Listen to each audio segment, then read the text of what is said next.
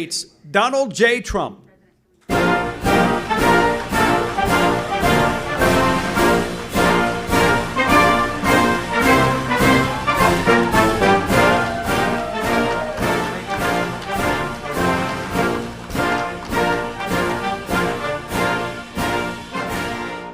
Thank you very much, and it's a great honor to have everybody here. And I know the press was not quite expecting this, so I appreciate your being able to attend. We have a terrific number of things and some very positive things to tell you tonight. I want to begin by giving an update on the economy. Economic health is vital to public health. That's why our strategy to kill the China virus is focused on protecting those at greatest risk while allowing younger and healthy Americans to safely return to work and safely return to school, very important. We added 1.8 million new jobs in July, exceeding predictions for the third month in a row, and adding a total of over 9.3 million jobs since May. And I will say that the job growth that we've seen over the last 3 months, 9.3 million, is the single greatest three-month period of job creation in American history. That's big stuff. That's big news and great news. Over the past 3 months, the United States has surpassed market expectations by a total of 12 million new jobs. Over the last 3 months, the United States has added 623,000 manufacturing jobs. Remember, you'd need a magic wand to get manufacturing jobs.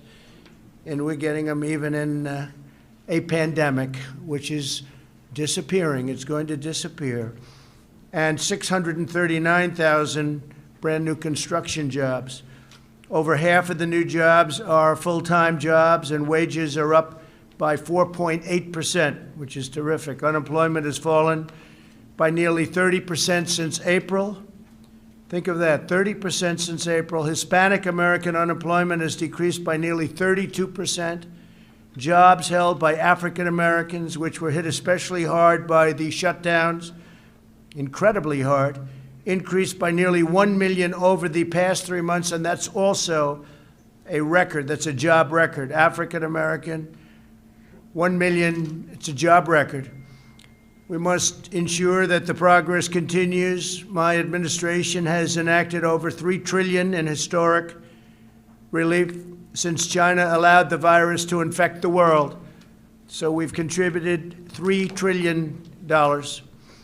My administration continues to work in good faith to reach an agreement with Democrats in Congress that will extend unemployment benefits, provide protections against evictions. A terrible thing happens with evictions, not fair. It wasn't their fault that we were infected with this disease from China. And get relief to American families. Yet tragically, Nancy Pelosi and Chuck Schumer continue to insist on radical left-wing policies that have nothing to do with the China virus, nothing to do with it at all. So you have a virus that comes in, and you have people in Congress that don't want to help our people. If Democrats continue to hold this critical relief hostage, I will act under my authority as president to get Americans the relief they need. And what we're talking about is deferring the payroll tax for a period of months till the end of the year, and I can extend it at a certain period. Hopefully, I will be here to do the job. We're going to do the job. We've been doing a job like nobody could. Nobody would, actually. And so we're going to have the payroll tax go till the end of the year, and it'll be retroactive to July 1st. So we're going to go back to July 1st, and it'll go to the end of the year, payroll tax. At the end of the year, it may be extended. We're going to enhance unemployment benefits through the end of the year. So unemployment benefits will be, that's a big one, will be brought out to the end of the year, and defer student loan payments and forgive interest until further notice. So students who are paying student loans, and in many cases they're not even allowed to go back into their colleges, extend the eviction moratorium. We will be extending that so people aren't evicted, not their fault. We had a lengthy discussion this morning with President Macron of France concerning numerous subjects, but in particular the catastrophic event which took place in Beirut, Lebanon. Horrible, horrible event. At 3 p.m. this afternoon, I spoke with President Aoun of Lebanon to inform him that 3 large aircraft are on the way, and they're fully loaded with medical supplies, food, water, and many other things. Lots of emergency equipment. Also, first responders, technicians, doctors, and nurses are on their way. This was an event like the world has not seen for a long time. Horrible event. We'll be having a conference call on Sunday with President Macron, leaders of Lebanon, and leaders from various parts of the world. Everyone wants to help. We spoke to a lot of people. They all want to help. The United States is with authorities on the ground right now in Lebanon to identify further health and humanitarian needs, and we will provide further assistance in the period to come. We're working very closely with their government and with their leaders. And on behalf of the United States, I want to extend our condolences to all of the families, a much larger number of families than anybody would have thought and than anybody at first thought. But all of those families who lost loved ones, relatives, friends in this horrible tragedy, we stand firmly with the people of Lebanon and will continue to offer our full support through this very difficult time. We have not seen anything like this in a long time. As you know, earlier this week, I met with American workers at the Tennessee Valley Authority who have been laid off by the leadership at the Tennessee Valley Authority. As you know, this is a form of utility. It's been around for a long time, since FDR. And the head person, not controlled by government, but it's sort of semi-public in a sense, gets paid the highest salary in the world of government. He gets $8 million a year. That's not a bad amount of money. It's $8 million a year, and we are not accepting that, even though we're not the ones that appoint him or her, but in this case him. We're not accepting somebody getting paid $8 million a year. This has been going on for many years. And we will do something about that, and we're already in negotiations right now, including possible termination. They and hundreds of their fellow American tech workers, the workers at the TVA, were being terminated from their positions on top of all of this, and on top of the $8 million salary, and a chief of staff who makes much more than $1 million a year. But on top of all that, they were being terminated from their positions, these incredible people, in order to train the lower-cost foreign workers imported to replace them. How's that for a law? And this was set up originally to create jobs and economic development. And now they're getting fired, and they're supposed to train people for who get a much lower salary. It's crazy. This was a grave injustice. I fired the chairman of the board in response. On Friday, I fired the chairman of the board, along with one other board member. That's the one thing we have. We have the right to fire board members. And I made it clear that if they did not swiftly reverse course, I would continue with these firings of the board members. And we just were informed that they have agreed to change course totally.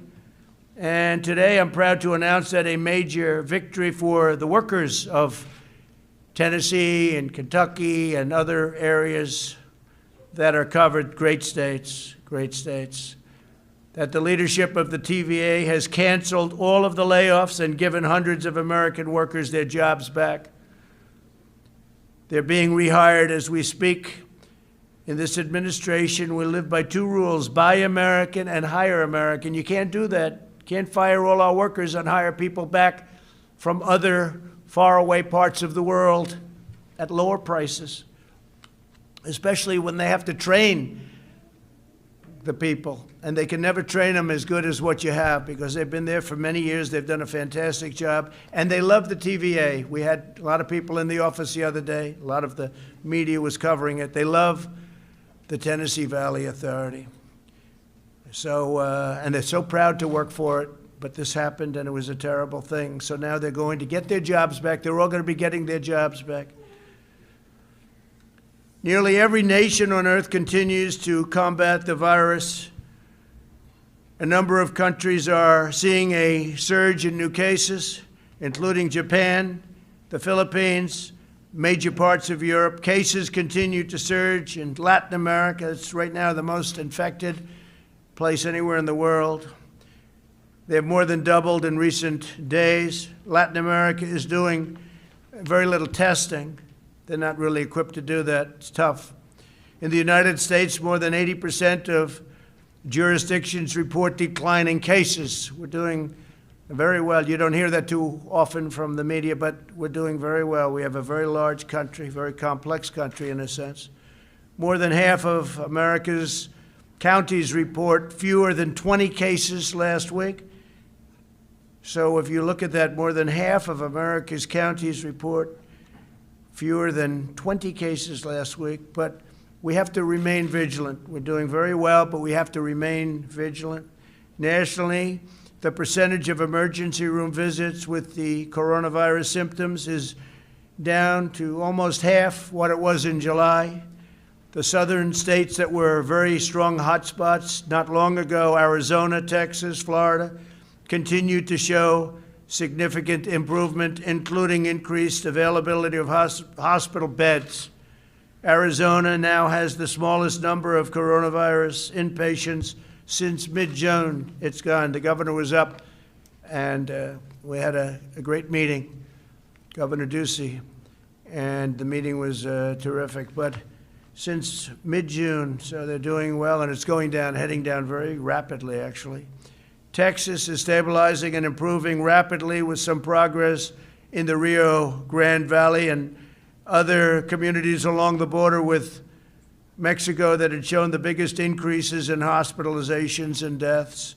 Florida is also stabilizing. Its statewide positive test rate continues to decrease from 13% on July 23rd to 8% this week. Florida's done very well. It's going down. It's heading down actually quite rapidly. And even Miami, which was the hottest spot in Florida, is heading downward. But Florida has done very well. Texas has done very well and rapidly. And Arizona has done incredibly well. So Arizona's really been a very rapid drop. New Jersey and New York remain stable with less than 1% of emergency room visits due to the China virus. The illness took a devastating toll on both states, as you know. While both states really took the brunt of the infection earlier this year, thankfully, we have not seen a resurgence. They've been doing a good job. Everybody's working very hard. Both governors are working very, very hard. We're in touch with them. We're supplying them with a lot of supplies as needed, if needed. But they're needing very little right now. They're in very good shape. We will continue to monitor the new cases. Throughout this crisis, my administration has provided extraordinary support of people, equipment, medical supplies to the people of New Jersey, the people of New York, and to the people of every state, all of our states. We're carefully monitoring California's Central Valley, as well as San Diego, Los Angeles, Sacramento, and San Francisco, which are starting to stabilize and go down. We're carefully watching regions from increasing cases, including Boston and Chicago, as well as the Midwest. We're watching them all very carefully. It's vital that all Americans work together to protect the vulnerable. For this reason, we've delivered vast amounts of protective equipment and testing supplies to nursing homes all across America. We're focused very much on the elderly, especially the elderly where they have heart problems or diabetes problems. Diabetes is a big problem. Approximately half of all deaths have occurred in nursing homes and long-term care facilities. It's an incredible number when you hear half of the deaths have been in nursing homes and long-term care facilities. And I will tell you that I met with owners and representatives of nursing homes, and they are very, very vigilant. They're doing a very good job now. They've really done something that I think is special. They're doing very well in terms of the virus. They're working very hard, and a lot of things happened. A lot of forces came together and hit the nursing homes very hard.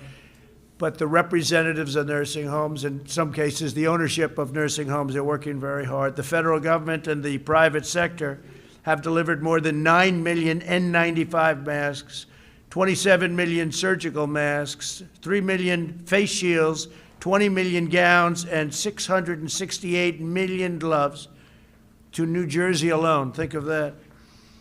We provided $3.4 billion to the state of New Jersey in emergency relief funding. So we happen to be in New Jersey right now, so those are great numbers. The governor's working very hard. Governor Murphy's doing a good job. We're working very closely with him. We've also provided nearly $5 billion to New Jersey hospitals and healthcare facilities. And through the Paycheck Protection Program that you all know so well, we provided $23 billion to support more than 250,000 New Jersey small businesses. A lot of the small businesses that you see that are opening now and going to do well, they're there because of what we did with Paycheck Protection. On therapeutics and vaccine updates, 3 vaccine candidates have now moved into phase 3 trials. This would be years ahead of schedule. We have done wonders with the FDA. I want to thank the FDA and all of the great people there and Dr. Hahn. But we have phase 3 trials already going on, which is, most people would have said, impossible to even think about. Today, Pfizer announced that it will manufacture Gilead's drug Remdesivir, where we've had tremendous success. Last week alone, my administration procured and distributed over 120,000 vials of Remdesivir, enough to treat more than 19,000 patients. Plasma treatments continue to show incredibly encouraging results, really incredible what's going on. And if you can go to a blood bank, if you've had this disease and beat it, and there are a lot of people that have, if you could, go to a blood bank and donate. That would be a tremendous help. The United States is only 5% of the world's population, but we have conducted over 25% of the world's testing. Think of that, 5%, and we've given 25% of the world's testing. Any proper global analysis of confirmed cases must really take this into account, because we're constantly showing cases are up. Well, the reason cases are up because we're doing, one of the reasons, we're doing a lot of testing. We're doing much more testing than anyone else. Close to 65 million tests, where other countries have done very little testing. They'll test people if they get sick. They'll test people if they go into the hospital. They'll test certain people. We're doing tremendous testing.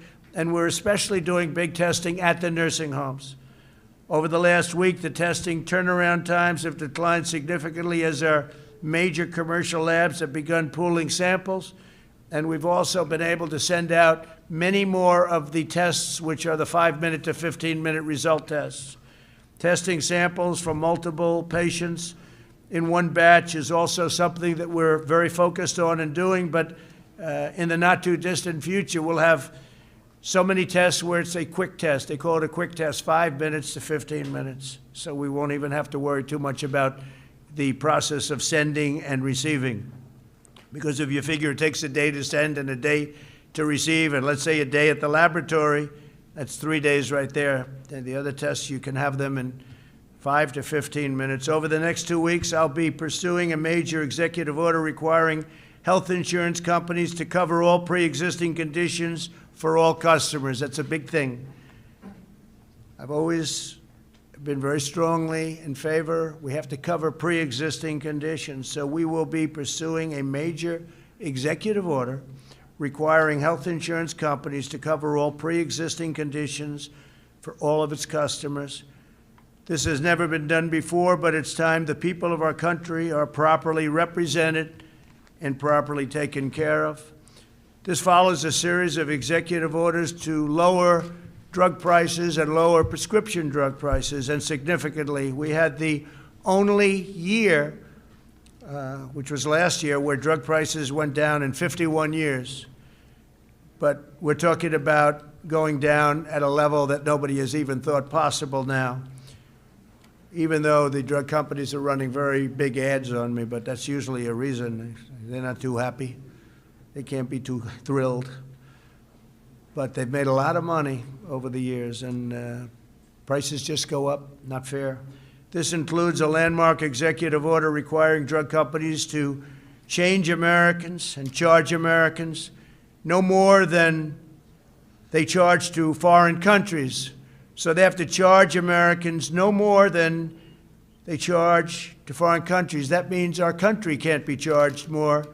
So if Germany gets drugs at a very small or low price, and we're paying many times that price in the United States because we pay for all of the research, the development, the promotion, and other things, we will get what's called a favored nations clause. We're going to have, and I signed a favored nations clause, so that the United States, which is the #1 purchaser of drugs by far in the world, biggest purchaser in the world, not even close.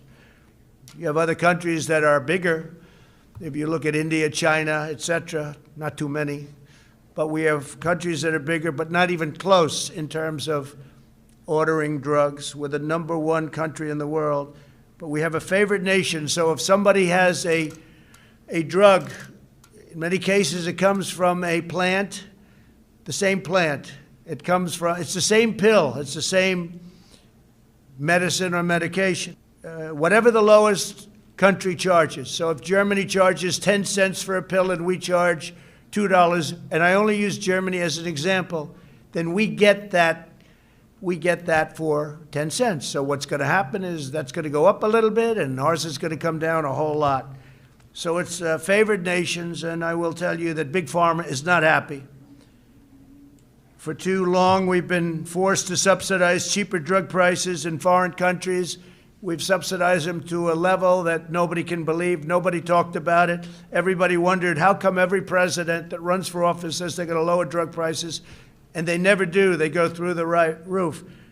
Over the last administration, they went up like skyrocketing. That's Biden. Biden's not going to be able to do it.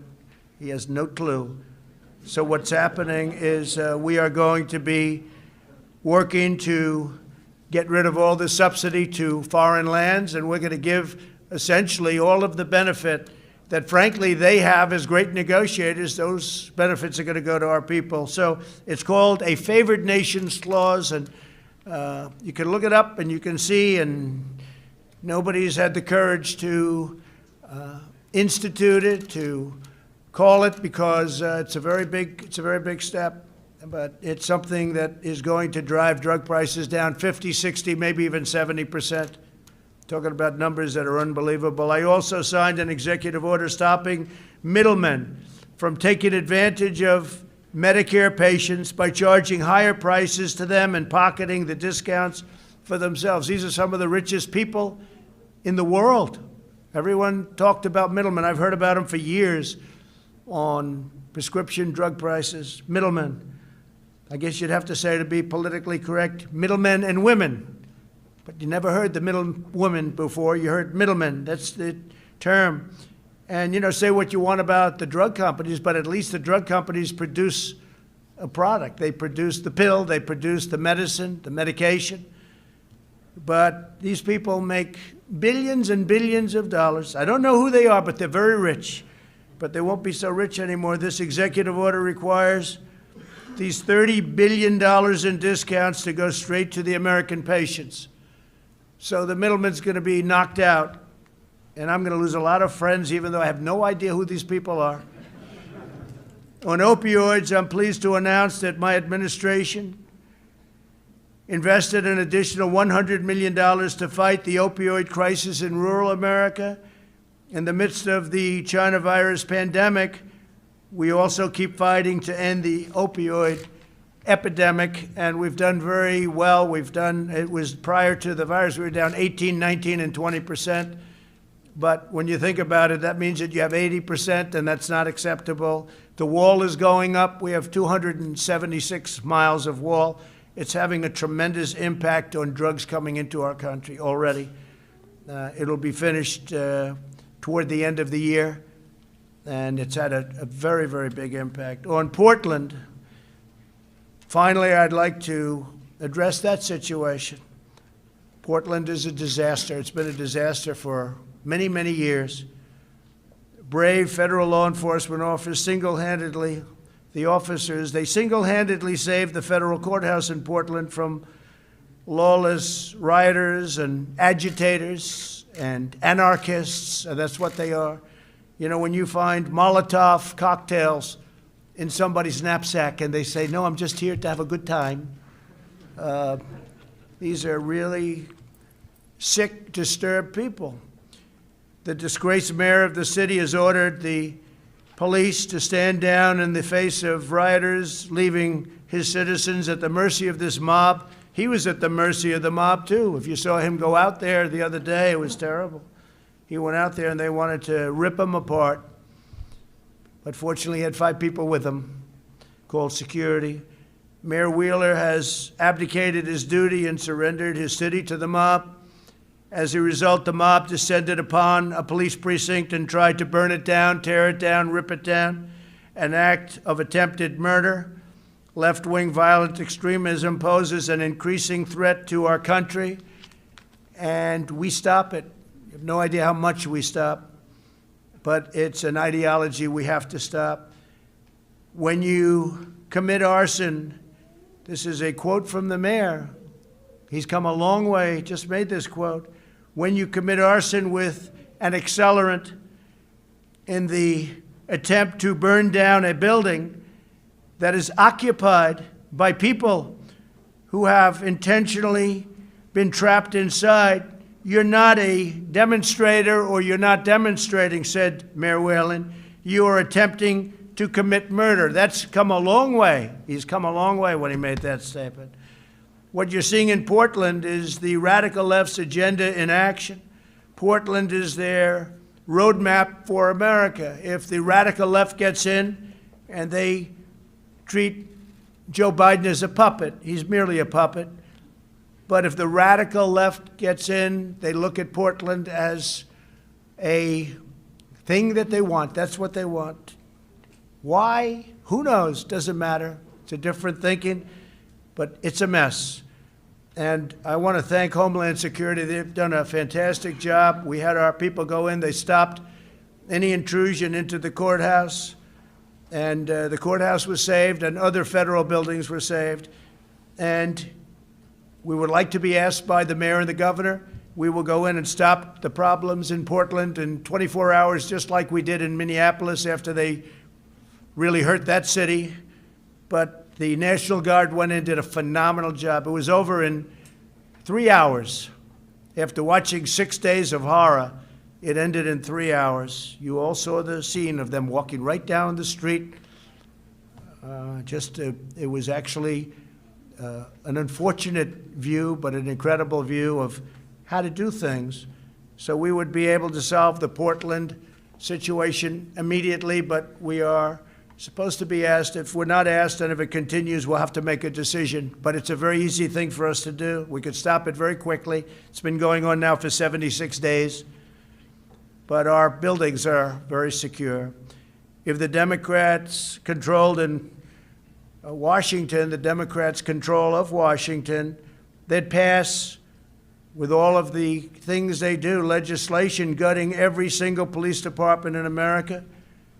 They truly do. Many of these people want to defund the police department. At a minimum, they're going to stop money from going to the police department, but in many cases, they actually want to defund completely the police department. No city, no town, and no suburb would be safe. Your suburbs would be a disaster. Your cities, your towns would be a disaster. They want every city to be a Portland or to be a Chicago, which is totally out of control, and we're waiting for the mayor. We've sent people in to help them from an intelligence standpoint, but we're waiting for them to call the governor, the mayor. We could do a very good job in Chicago. Nobody's ever seen anything like that, this country. And yet, nationwide, numbers are good despite the Chicagos and the Portlands, and frankly, the New Yorks, when you look at what's happened in New York. 348% increase in the last number of months. Nobody's seen anything like that. It's so sad. To me, it's so sad because I love New York, and it's so sad. And all it is horrible, horrible, incompetent management by politicians that truly don't know what they're doing. So just like we saved the courthouse, we will save the United States of America. And a vast majority of people agree with me. A vast majority, most people. They don't speak up as much as they could, but we know they're there, and everybody else knows they're there too. So with that, I'll take a few questions from the media. They've been here for a long time, and they've been waiting outside for a long time, and they wait for these moments. It's always a lot of fun. Please, go ahead. No, you, go ahead. Oh, thank you, Mr. President. I have a couple of questions on the negotiations with Capitol Hill on the Yeah. omnibus legislation. These executive orders you mentioned, do you have a timeline on when you're going to sign them, or? Yeah, it could be by the end of the week. They're being drawn by the lawyers right now. They work very nicely. It would be nice to be able to do it with the Democrats, but they're really just interested in one thing, and that's protecting people that have not done a good job in managing cities and states, and nothing to do with COVID, nothing to do with, or little to do. They want to be able to make up for many, many years, in some cases decades of bad management. We can't do that. So that's what they want. They want to do that, and we don't want to do that. Are you concerned about the legality of these executive orders? No, not at all. No, if somebody, well, you always get sued. I mean, everything you do, you get sued. I was sued on the travel ban, and we won. I was sued on a lot of things, and we won. So we'll see. Yeah, probably we get sued, but people feel that we can do it. Jeff, go ahead. Thank you, sir. Mr. President, the intelligence agencies today said that Russia is already meddling in this year's election to hurt Joe Biden, and that China is considering meddling to hurt you. Do you believe that intelligence, and what do you plan to do about it? It could be. I mean, I could be very much. I think that the last person Russia wants to see in office is Donald Trump, because nobody's been tougher on Russia than I have ever. That's not what the intelligence is. Well, I don't care what anybody says. Nobody with any common sense would say, do it. Look at what we've done with our military. Look at what we've done in exposing the pipeline with billions of dollars going to Russia. Look at all of the things we've done with NATO, where I've raised $130 billion a year from countries that were delinquent, and now they're paying all of this money. And the 130, by the way, $130 billion, not million, billion, goes to 400 billion over a few years. And that's all money to protect against Russia. China would love us to have an election where Donald Trump lost to Sleepy Joe Biden. They would dream, they would own our country. If Joe Biden was president, China would own our country. And you said another country. What was the third country? No, just those two. No, you didn't say that in the report. The report said Iran also, but you didn't say that. I didn't. Iran would love to see me. Iran would love to see me not be president. And I'll make this statement: if and when we win, we will make deals with Iran very quickly. We'll make deals with North Korea very quickly. And whatever happened to the war in North Korea, you haven't seen that, have you?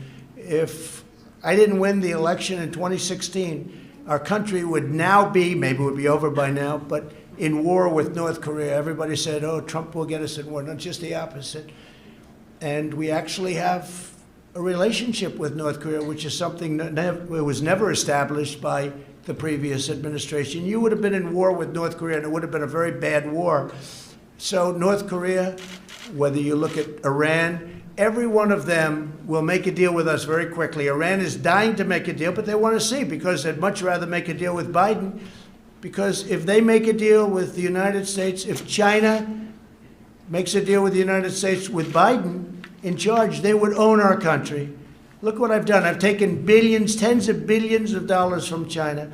China was having the worst year they've had in 67 years, and we were having the best year we've ever had, with big tax cuts, with big regulation cuts. We've rebuilt our military.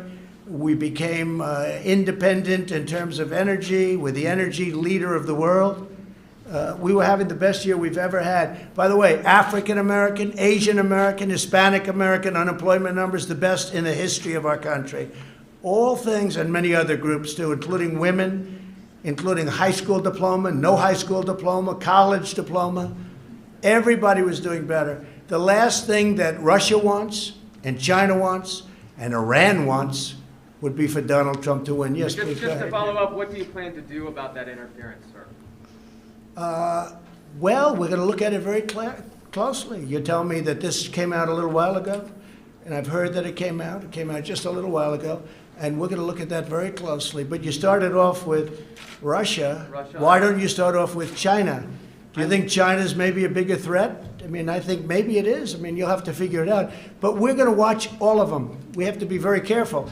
The biggest risk that we have is mail-in ballots, because with the mail-in ballots, called universal mail-in ballots, it is a much easier thing for a foreign power, whether it's Russia, China, Iran, North Korea, many others, people, countries you wouldn't expect.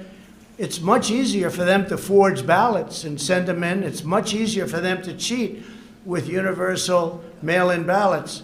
So I think one of the things we'll have to look at is exactly that. But that's a big problem. That's a big problem. You saw in New York, they called the winner, but they have no idea what the vote is. Please, go ahead. Mr. President, we've watched these negotiations go on for weeks. Do you think if you had been more directly involved, we would be in a different position? No, I'm totally today? involved. No, they call me all the time. They tell me how they're doing with Nancy and Chuck. But in my opinion, they're just using it as an excuse to try and, Chuck Schumer came out with a strong statement today that you have to get back into school because it's good for the economy. But he doesn't do it. He doesn't practice what he preaches. No, my people, Steve Mnuchin and our wonderful chief of staff, Mark Meadows, they're constantly on the phone with me. I'm totally involved with it. And we are going to do it in a way that's just much easier. We gave them their chance, but they view it as an election enhancement. You talk about foreign countries cheating on the election. Well, the Democrats are cheating on the election because that's exactly what they're doing. If you look at what they're doing, even with these negotiations, that's an influence and an unfair influence on an election. But we're going to win anyway. Yeah, Mr. please go President, ahead. When was the last time you spoke to Speaker Pelosi, though? We're at this historic moment. Why haven't you spoken Well, to her? we'll see. We'll see what happens. But right now, they're not ready. And they're not ready because, frankly, I don't think they care about people. I think they care about their politicians that have done a terrible job running the cities and states, Democrat cities and states that are bleeding money, that have been so badly run. You take a look at Baltimore and you take a look at so many different cities, including the ones I've already mentioned. Take a look at what's going on. And they want lots of money to keep it going. For many years they've been bad.